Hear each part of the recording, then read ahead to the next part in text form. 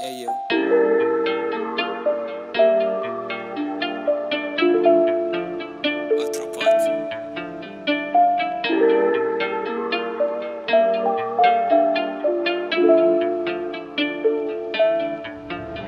دیگه نیست توی کله هوش، هست یاد بگیری فردا میشه فراموش. کجاست پس اون که به خودش قره بود؟ دیدمش توی آبونم کله بود، همون بره که سلطان گله بود. گوشتش واسه گرگا خوشمزه، بری تو عمقش میفهمی دنیا پر رمزه، پر ایراده، همون که فکر میشوی نقصه. میگذره روزا دیگه پر از درد، هیچ حسی ندارم آجی شدم سرد. خواستم نخونم دلم زورم کرد، ببخشید داشتی اگه باد بودم. بعد خودمو خالی کردم فقط تو هر خط، دل من و مردم همش پر از درد. بیا فریاد بزنیم این باد بلندتر.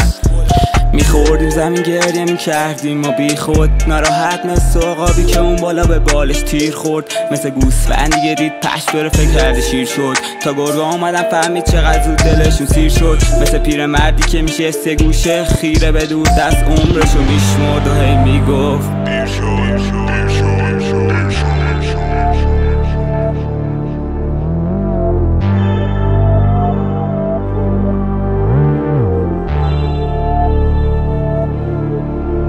وقتی که سوز خله کنی میشی خفن و زرنگ، ولی پروانه بکشی شدی آدم بد. پس مهمه برا همه ظاهرشون ولی نه وصله به باطنشون. فرق میکنه الفیله یا فاضلاب، مثل فرمول یک میریم با شتاب. ولی کم ترسومه دارم استراب، ولی میدم خودم و ارتقا تا برم بالا تو اوج ارتفاع. و دست اومدم برای همه هیترا، کسی که خبر نداره از ورد مالهش میکردیم هرکی بود ضد ما. میرقصیم کنار شعله انتقام، آتیش گور میگیره و نسیم حزب باد. به خوشا کلمه پر میشن جمله ها، میره لای ابروی همشون مهر ما.